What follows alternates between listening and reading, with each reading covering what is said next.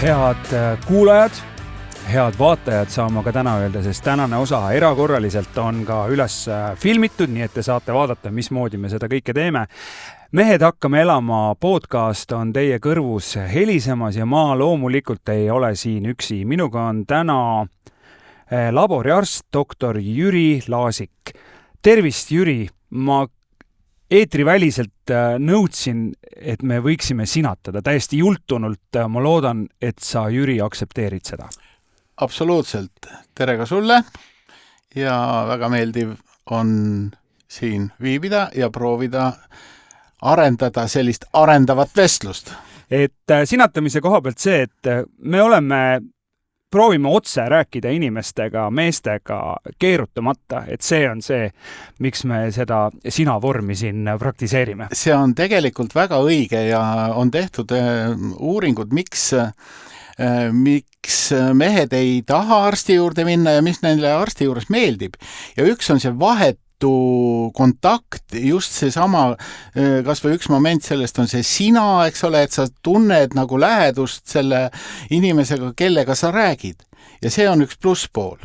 Aga Jüri, räägime korra sinust endast ka. Sa näed väga hea välja, sa oled vitaalne, aga kust sa tuled? Milline oli sinu perekond ja kuidas teie peres tervise teemasse suhtuti? Ma kujutan ette, et su sünniaasta oli umbes 50 midagi. No 56, jah. Ja. Nii, tegelikult minu päris sünnikodu on Venemaal Siberis, sellepärast, et nii nagu paljudel eestlastel see juhtus, et minu perekond küüditati Siberisse, aga sellest ma õnneks ei mäleta väga palju, ma olin 6-kuune, kui ma tagasi tulin.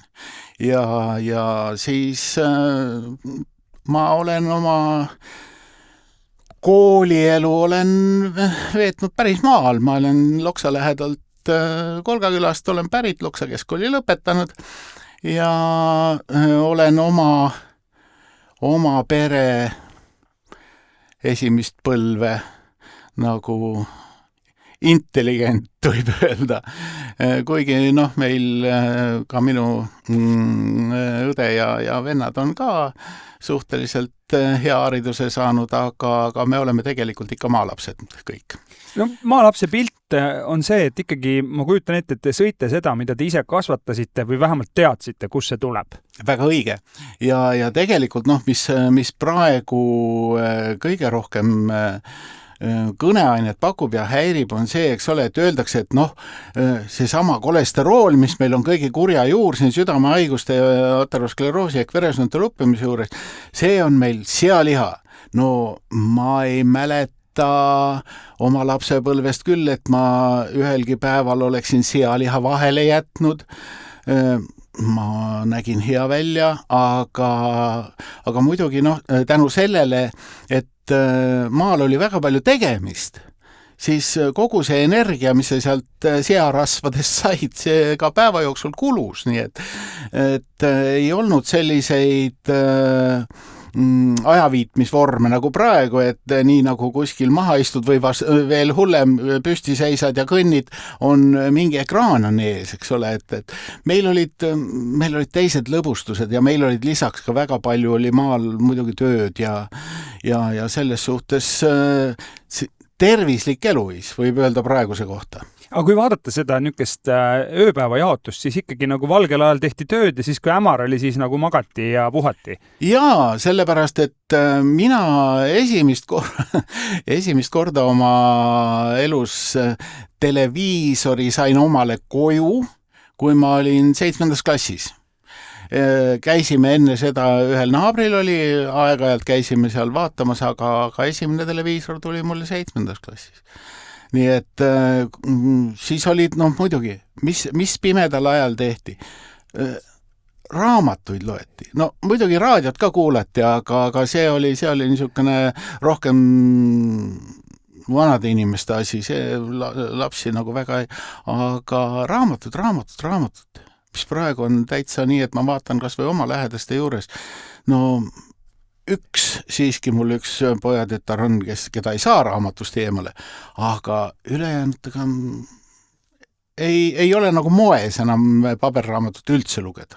No siinkohal ütleme, et tegelikult see ei ole mingi moeasi, võtke kätte, proovige ja hakake uuesti tasapisi harjutama. Aga räägime korra teie erialast, et te olete, ma läksin jälle teie peale, vaatasin seda hallpead ja kuidagi tuli autoriteedi värk. Aga mida see teie eriala tähendab, mis tööd sa teed? Laboriarst, kui ma lähen natukene tagasi ajaloos, siis laboriarst ei ole olnud eriala Eestis väga pikalt. Varem olid niimoodi, et laboriarstid kasvasid välja üldarstidest, kes siis nagu töö käigus spetsialiseerusid sellele alale, läksid laborisse tööle. Endisaegsed laboriarstid tegid väga palju ka seda praktilist tööd, mis konkreetselt puudutaski analüüside tegemist. Praegu on see ikkagi enamusel jaol on niimoodi, et laboriarst on see spetsialist, kes oskab asjadesse minna teoreetiliselt süvitsi ja kes annab nõu, kes konsulteerib ja see on selline muutus praegu. Ja kui ma eksis, alles 1996. aastast Tartu Ülikoolis on nagu laboriarsti erialana kirjas. Mille sina lõpetasid? Mina lõpetasin ravi eriala 82. aastal ja siis ma töötasin 11 aastat Tartu Ülikooli biokeemia kateedris õppejõuna ja 94. aasta lõpust või tähendab tegelikult 93. aastal ma läksin siis puhtalt juba labori eriala peale Tartu Ülikooli endokrinoloogia kliinikusse ja sealt edasi aasta pärast Tallinnasse kutsuti mind tegema Eesti esimest eralaborit. See oli HTI labori teenused õigemini, mis oli tema ametlik nimi ja 95. aasta 5. veebruaril see registreeriti. Nüüd on sellest välja kasvanud Synlab ja tänavu aasta me siis pühitsesimegi tema 30. sünnipäeva. No see on võimas lugu ja pikk ajalugu ja ma kujutan ette, kui palju neid analüüse on sealt läbi käinud selle aja jooksul või kas või sinu laualt, eks ju? No seda ma võin praegu viimaste aastate kohta öelda, kui ma olen sellisest intensiivsest laboriarsti tööst, mis mul kolleegid iga päev teevad.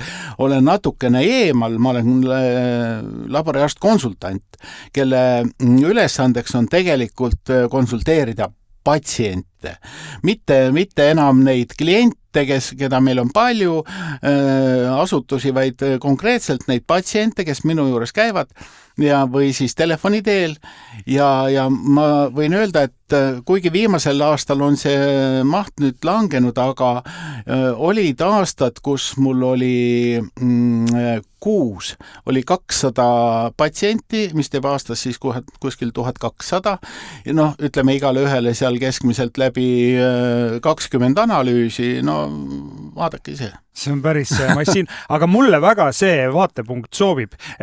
Ma arvan, meie kuulajad oskavad ka hinnata sellist patsiendi vaatest. Aga hakkame kohe pihta. Mehed, mis imeloomad need mehed on ja kas nende verekeemia või nende üldse keemia, mis nende sees on teistsugune kui naistel näiteks? No eks ta ikka natukene on sellepärast, et kõigepealt võtame juba selle sugulise poole, eks ole, on hormonaalne seis.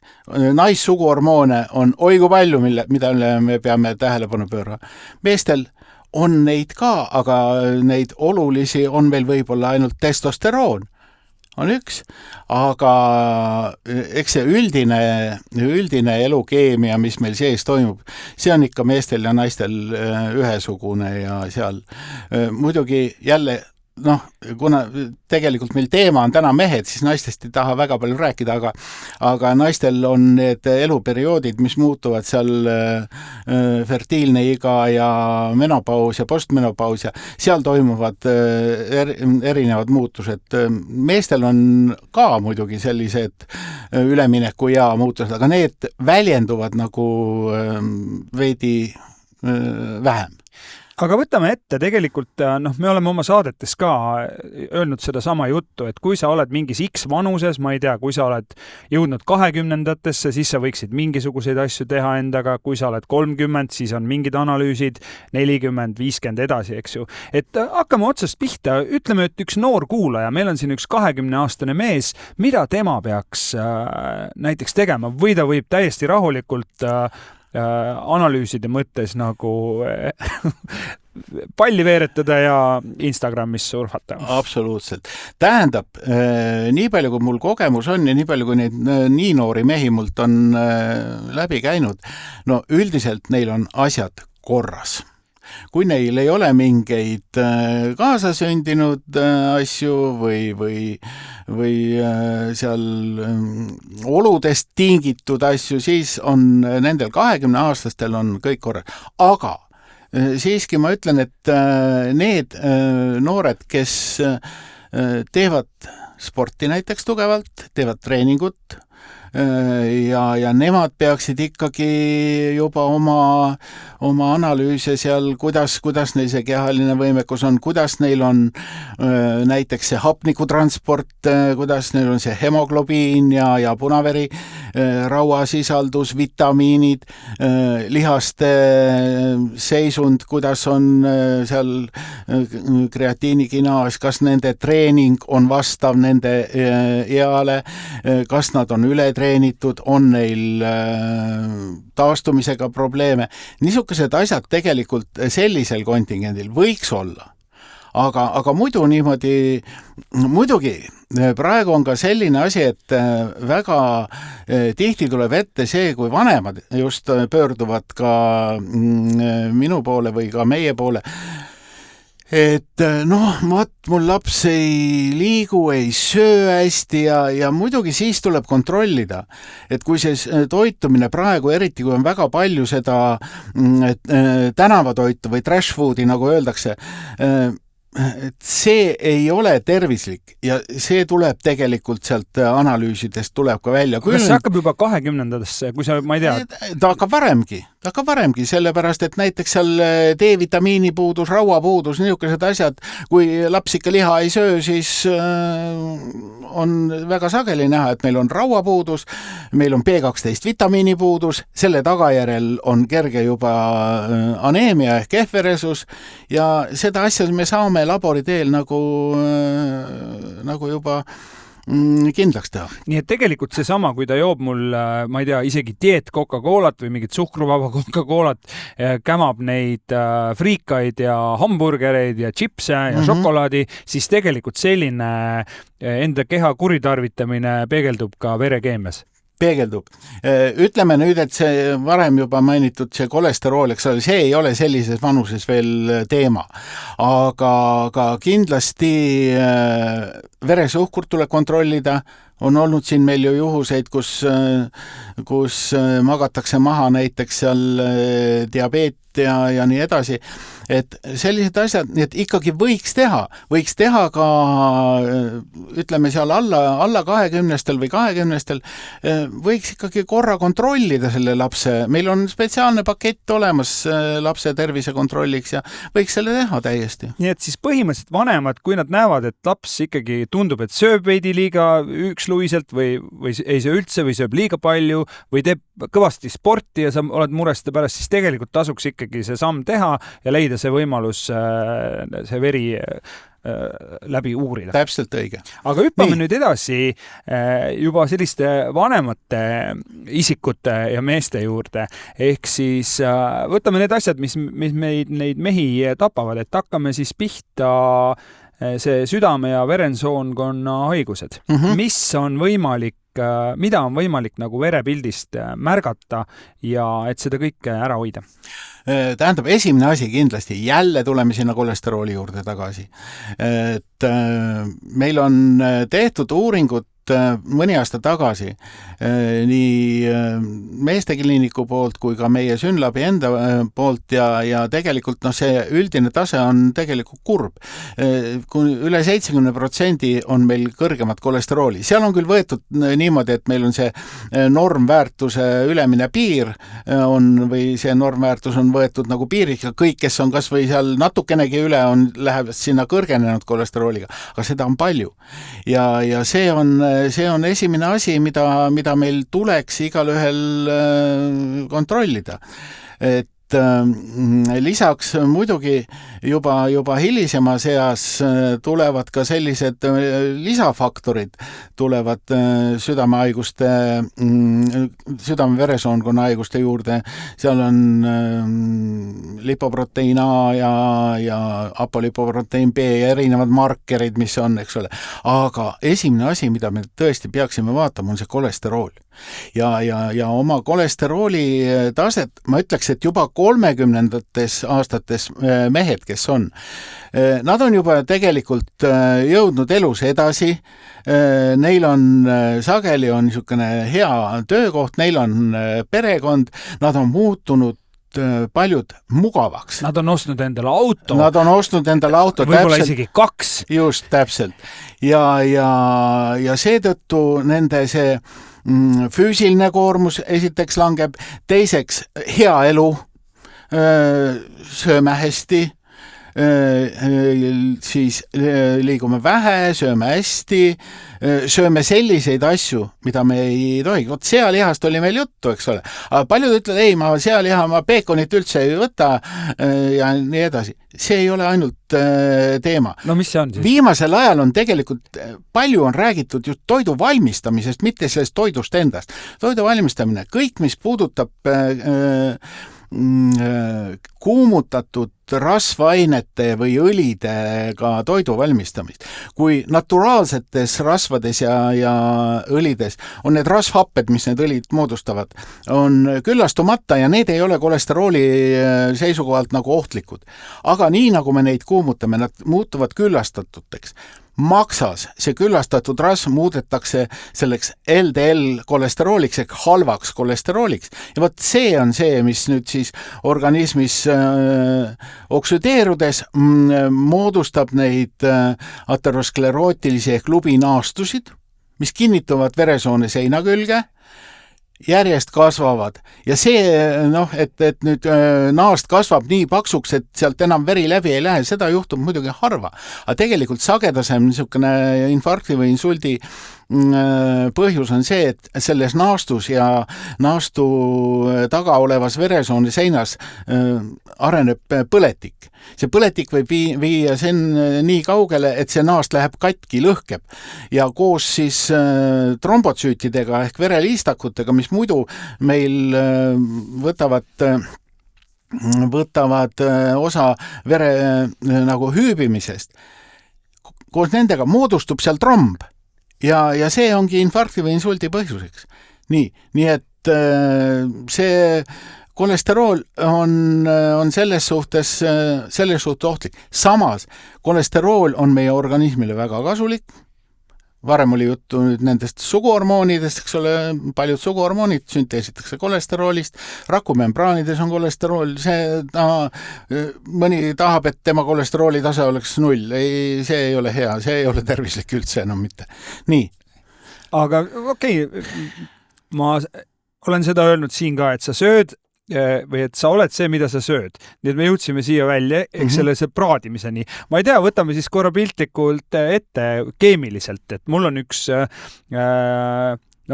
ütleme selline mitte väga rasvane mingisugune karbonaadi tükk on ju, seal on omajagu seda selline rasvane riba, seda on väga mõnus natukene võib-olla vasardada, võib-olla paneerida ja võib-olla siis praadida õlis on ju. Nii, näiteks see on see, mis mulle pähe tuleb. Nii, mis siis nüüd minuga juhtub, kui ma selle ära söön? Nii, sealt ongi nii, need samad küllastunud rasvhapped, mis seal on, need lähevad meil maksa, need tõstavad meie halba kolesterooli, kolesterool läheb veresooni seina, hakkab seal verevoolu takistama ja lõpuks nii, nagu ma ütlesin, eks ole, võib viia kuni selle lõhkemiseni.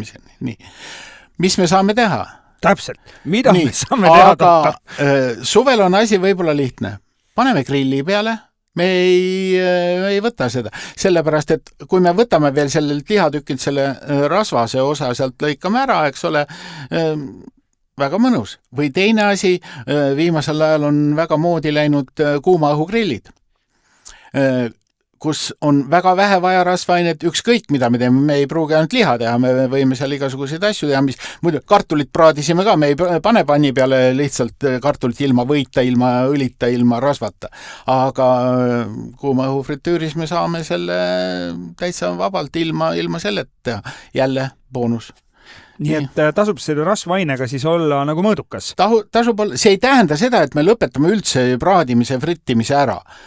Me peame sinna vahele panema keedetud toitusid, hautatud toitusid, ilma õlita tehtud grilli peal neid asju näiteks. Väga hea. Nii et kui minu see praetud karbonaad, mis iganes võis, ei moodusta mu põhitoidust, ma söön seda, ma ei tea, kui palju on tervislik süüa sellist karbonaadi? No öeldakse, et 2 korda nädalas võiks liha süüa ja 3 korda nädalas vähemalt kala ja ülejäänud vaata siis ise, mis sa sinna vahele paned. No võt, nii et kala on selles suhtes jälle väga hea.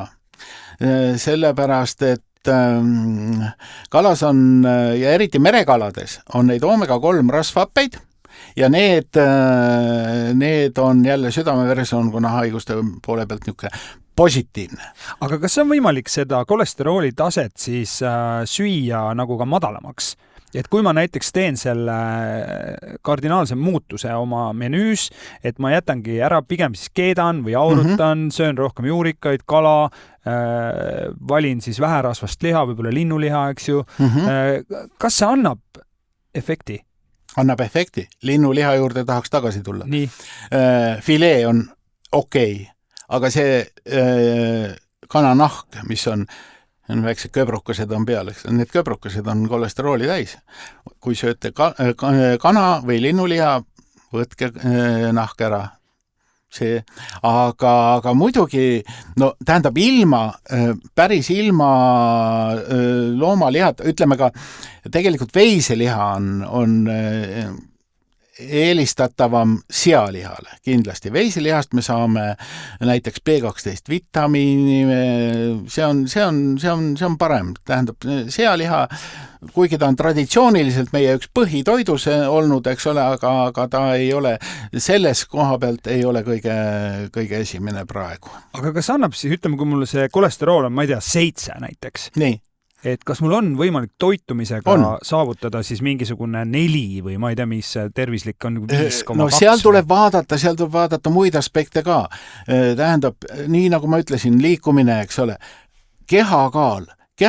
Meil on Eestis praegu 2/3 on ülekaalulisi ja neist 1/3 on rasvunud.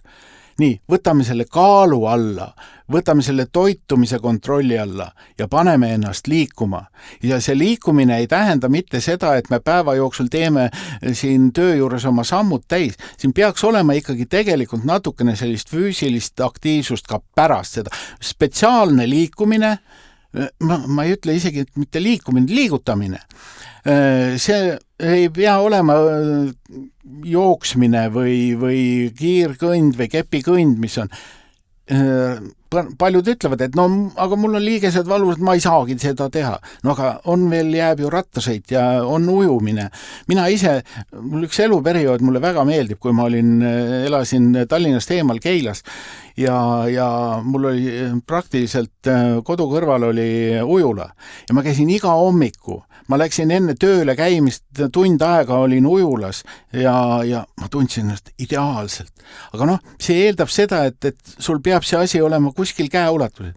Aga on ka neid asju, mida sa saad ise korraldada. Tavaliselt hakatakse liigutama siis, kui see esimene insult või infarkt on ära olnud ja oled pääsenud. Just. Aga tehkem siis seda enne. Seda tulekski teha enne ja tõesti, kui me praegu vaatame ka neid noori, kes on ülekaalulised, no vanemad peaksid seda natukene reguleerima. Noor ise ei võta, laps ise ei võta seda nii tõsiselt, aga öeldakse seda, et need rasvarakud, mis meil noores peas tekivad, need ei kao kuskile ja need annavad sulle hiljem sellist efekti, et sa ei saagi seda kehakaalu alla. Ja kolesterooli ütlesid, et 7 kolesterool. Seal on veel üks aspekt. On osa inimesi, kes ütlevad, ma teen kõik, mul ei ole ülekaalu, ma toitun täiesti tervislikult, ma teen trenni iga päev ja ikka on see kolesterool kõrge. On selline seisund, mida nimetatakse perekondlikuks hüperkolesteroleemiaks. Ja see ei allu nendele tavavõtetele väga hästi. Seal on ravi, aga seal on jälle üks aga. Mul oli hiljuti üks patsient, on selline analüüs, mis selle halva kolesterooli tükeldab veel ära erinevateks fraktsioonideks ja seal on niimoodi, et kui seal on ülekaalus sinu organismis on see esimene ja teine fraktsioon, siis su see veresoonte lupjumise risk on madal. Ja tegelikult ka kardioloogid on öelnud, et selle puhul isegi ei ole mõtet neid kolesterooli alandavaid rohtusid võtta. Kui on ülekaalus 3–7, siis on risk kõrge ja siis aitavad ainult rohud. Nii, aga seda on võimalik täitsa teha ja ma olen päris paljudele soovitanud, et kellel on selline kõrge kolesterool, üldkolesterool seal 7, see halb LDL kolesterool on seal 5 ligidal, et teeme ära. Vaatame, kuidas see tegelik risk on. Ja selgub, et osadel see täitsa puudub. Kas ravi peale on miinuseid ka või on ainult plussid? Ravi peale on miinused see, et kui me kasutame neid, väga efektiivsed on kolesterooli alandajateks need statiinid, kui neid võtta väga pikalt, siis aastaid ikka, sellepärast, et kui me alustame kolesterooli ravi, see kuurina ei ole efektiivne. Ta võtad korraks alla, eks ole, aga ta tõuseb sul jälle. Kui sa hakkad kolesterooli ravi tegema, siis see on eluaegne. Ja kui on aastaid seda tehtud, ta võib kahjulikult mõnda kõrvaltoimed on maksale, mõned ei kannata algselt seda, on kõrvalnähud, on igasugused iiveldused ja lihas ja luuvalud ja niimoodi. On praegu muidugi ka see retseptivabad niinimetatud punase riisi preparaadid, mis apteekides müüakse. Ma olen sellest palju kuulnud, kas see vastab tõele? Jaa, tähendab, siin on küll üks väike nüanss on see, et paar aastat tagasi Euroliit tegi siin väikse korrektuuri ja ütles, et retseptivabalt me ei saa müüa neid ravimeid, mis sisaldavad sama palju toimeainet kui retseptiravimid ja siis kästi tootjatel võtta see poole väiksemaks. Kuni sinna maani oli efekt väga hea. Mina nägin, ma palusin mõnedel oma patsientidel anda tagasisidet 2 kuuga langes 1,5 ühikut. Nii et see oli päris korralik. Ja nüüd on võimalus on see, et võtad 2-kordse doosi lihtsalt 2-kordse annuse. Väga tore. Nii. Hüppame edasi. Teine suur asi, mis mehi tapab, on see, et ma saan aru, et diagnoositakse aastas umbes 1000 eesnäärme vähijuhtumit Eestis. Kas see vastab tõele? Seda võib-olla statistika osas võib rohkem meestearstidelt või uroloogidelt küsida, aga ma arvan, et nii ta võib olla. Kas teie näete ära selle? Teie oma kliinikus või oma laboris näete selle õuduse ära? Loomulikult see esimene asi, mis tähendab, me ei näe otseselt, kas seal on vähk või mitte, aga me näeme, kui suur on see risk. Sellepärast, et see prostata spetsiifiline antigeen ehk PSA uuring, mis on, mida uroloogid ja meestearstid püüavad teda panna ikkagi Eestis ka selliseks sõeluuringuks, siiamaani ta ei ole, aga see on üks väga, väga efektiivne asi. Ja seal on tõesti niimoodi, et seal ühekordne määramine võib-olla ei anna nii suurt efekti, kui just see dünaamika jälgimine aastate lõikes. Kui on näha, et see tõuseb, kui mingil hetkel ta tõuseb väga järsku, kui ta läheb väga kõrgele, kindlasti ei ole see ja meie õigus ei ole ka diagnoosida seal ei eesnäärme vähki ega muid eesnäärme, aga me saame suunata nad uroloogi või meestearsti poole, kes siis teevad juba lisauuringud, seal ultrahelid ja muid asju, kompuutrid ja saavad selle asja kindlaks teha. Ja see on nüüd niimoodi, et tegelikult kui jutt oli enne, et mis aastatest alustada seda tegemist, siis omal selle baasuuringu võiks teha kuskil 30-aastaselt ära.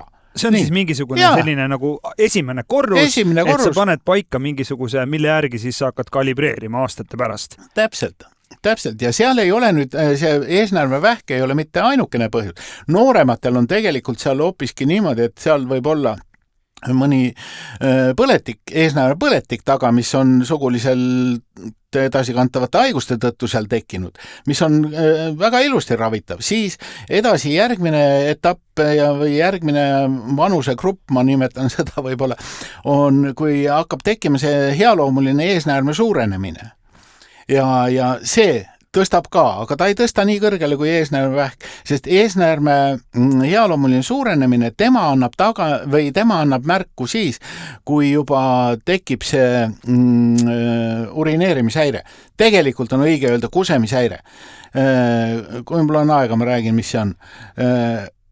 Kui ma olin aspirantuuris, siis oli minu juhendaja kabinetti, tuli üks tuntud uroloogia dotsent ja kirus ja ütles, no mida meil on? No meil on kusepõis, meil on kusejuha ja siis on urineerimine. Eesti keeles on väga ilus sõna kusemine. No küll, kui naised tahavad pissida, las nad siis pissivad, aga mehed kusevad. Ja praegu meestearstid ka kasutavad seda ja see on täiesti adekvaatne termin. No. Ühesõnaga, kui on kusemishäire, kui ajab öösel tihemini tualetti, rohkem kui üks kord, siis ikkagi tuleks lasta uurida ja vaadata ka vaatamata sellele, milline see PSA dünaamika on olnud, eks ole, võiks ikkagi panna plaani endale meestearsti või uroloogi konsultatsiooni. Mehed on osad ka, ütleme, mis puudutab seda meestearsti teemat, siis väga paljud käivad, see on nagu, ma ei tea, hambaarsti juures käimine, mina isiklikult arvan, et hambaarsti juures käimine on ebameeldivam protseduur, aga see selleks. Kuidas seda analüüsi võetakse? Kas keegi tuleb motilli kallale või seda võetakse otse verest? See võetakse verest, see on prostata spetsiifiline antigeen. Seal on muidugi selline nüansi juures, et seal tuleks hoiduda seemnepurskest, tuleks hoiduda ja vähemalt 24, parem kui 48 tundi ja igasugused sellised treeningud ja füüsiline koormus, mis mõjutab meie hargivahet, jalgrattasõit, trenažöörisõit, kõik need ärritavad eesnääret niivõrd, et ühe korra peale Tartu jalgrattamaratoni taheti mees viia opile, kuna tema PSA oli väga. No selle juhise annab üldiselt see meestekliinik. Ma ise olen seda teinud ja sai üsna täpse juhise, kuidas käituda. Aga kui me võtame veel neid analüüsi ja mõtleme meeste peale, ma ei tea, maksa teemat, kas maks on, tegelikult on ju maks tohutult tähtis organ, ta saab ju kogu aeg pihta, me joome alkoholi, me sööme rasvast toitu, väherasvast toitu, ma ei tea. Mida me oma maksa kohta saame teada ja mida see meile räägib? Maksaanalüüsid, mis meil on nendes tavaanalüüsides, tavaliselt on üks analüüs alaniin- ja aminotransferaas, mis näitab maksarakkude seisundit. Kui rakud on kahjustunud, siis see ensüüm pääseb sealt välja ja aktiivsus tõuseb. Ja teine on gamma-glutamüüli transferaas ehk GGT. Tema lisaks sellele näitab ka maksasiseste sapiteede olukorda. Kui seal on mingi takistus, sapikivi või põletikust tingitud turse, tekib sapipais, GGT tõuseb. Ja GGT on alkoholi liigtarvitamise kindel marker. Nii et kui on sellega ikka üle mindud, mitte ühekordselt, et eile oli kõva pidu ja homme on mul GGT üleval, seda ei ole, aga kui on läinud ikkagi pikemaks joomaks, siis GGT on see asi. Teine asi, ravimid. Juttu oli siin juba sellest ateroskleroosi statiinidest, eks ole, mis võid. Aga ka kanged valuvaigistid, mis pikaaegselt mõni mees ütleb, et oi, ma ei ravi mitte midagi, aga ma valud võtan kõik ära ja ma võtan pidevalt mingeid valuvaigisteid. Need võivad hakata tekitama. Kolmas asi, viirushepatiidid, C ja B hepatiid, mille aktiivsed vormid võivad üle minna nii, et me ei pane seda eriti tähele, nad on suhteliselt tagasihoidlike sümptomitega, aga see viirus jääb meile organismi ja kahjustab seda ja sellised on asjad, mis maksa lõhuvad. Okei, te vaatate seal ära, saate teada, et maksas on mingid asjad, mis ei ole okeid või hästi. Kas oma elustiili või oma eluviisi muutusega või mingite sammudega on võimalik seda olukorda päästa? On võimalik, aga tegelikult võiks gastroenteroloogi juures ikkagi ka käia ja natuke põhjalikumalt uurida seda, sellepärast, et kui tegemist on näiteks alkoholiprobleemiga, maks on meil väga hea regeneratsiooni ehk taastumisvõimega. Jätad selle kahjustava faktori ära, ta taastub väga ilusti. Jätan joomise maha, enam ei joo mingi nädal aega järjest või 6 aega järjest või 3 kuud. Tähendab, kui see GGT on tõusnud, millest ma rääkisin, mis see alkoholimarker on, sellele piisab 3 nädalast või 6 ajast, kui ta võib minna täiesti normi tagasi. Nii et ma olen näinud siin väga drastilisi juhtumeid, kus mehel oli see seal 1500 juures, aga ta ütles ka, et ma joon iga päev pudeli viskit. Nii, ja ta oli 6 aega läks poole peale, 2 kuuga läks normi tagasi. Nii et selles suhtes nagu maksa poole pealt ei ole vabandus see, et mul on juba kõik kahjustunud, ma võin lõpuni edasi panna. Et tegelikult annab päästa küll. Annab päästa küll. Mulle tuleb meelde see, kui mina olin ise tudeng ja meil oli professor Salupere ja kui meil oli maksa loeng temaga ja juttu tuli sellest maksatsirroosist. Et nojah, et tsirroos on võimalik küll, aga selleks peab ikka iga päev vähemalt klaasi viina jooma ja nii 20 aastat järjest. Nii et eks see on individuaalne, aga tegelikult see maksa kahjustamine peab olema ikka väga pikaajaline, et sinna terminaalsesse ehk lõppstaadiumisse jõuda. Terminaalne. Me oleme ka jõudnud sinna terminaalsesse staadiumisse, ehk siis saade hakkab läbi saama. No nii, rääkida oleks veel palju. Absoluutselt, aga ma mõtlen seda, et andke veel mõni selline hea reegel, mida me täna ei ole puudutanud. Et me võtsime ette need, mis mehi kõige rohkem tapavad, aga midagi veel, mida saab teha. Mis on hea tark tegu? Mehed, mõtelge enda tervise peale ka siis, kui te ei tunne, et te haiged olete. Võtke see aeg endale ja käige korra kas või perearsti juures, kuigi perearstiga on praegu ka nii, et neil ei ole sageli aega teie jaoks, aga tehke kas või endale analüüsid ära. Ja eriti, kui te tunnete, et teil kas või midagi kuskilt närib, homme läheb üle, ongi kõik. Katsuge enda tervisest rohkem hoolida. Sellepärast, et ma ütlen, et mina läksin omal ajal radikuliidi valudega sinna maani, et ma mõtlesin, et on radikuliit, võtsin valuvaigisteid, need hakkasid mulle mao peale, kõht valutas, lõpuks selgus, et mul oli pimesoole põletik, lõhkenud pimesool, ma olin 3 päeva reanimatsioonis pärast seda. Nii et ärge mõelge seda, et ma ei ole haige, ma olen mees, mis mehed ei nuta, eks ole. Nutate ja kuidas veel pärast, aga mõelge selle peale ja katsuge. Ja teine asi, mis on praegu väga hea tendents, on see, et tegelikult mehed hakkavad nooremast peast mõtlema oma tervisele. Ja teine asi, naised on need, kes suunavad. Tuleb minu juurde, naine ostis mulle paketi, nii, see on väga hea. Lapsed ostavad vanematele, naine ostab mehele. See on niisugune hea asi. Mõelge oma elu peale.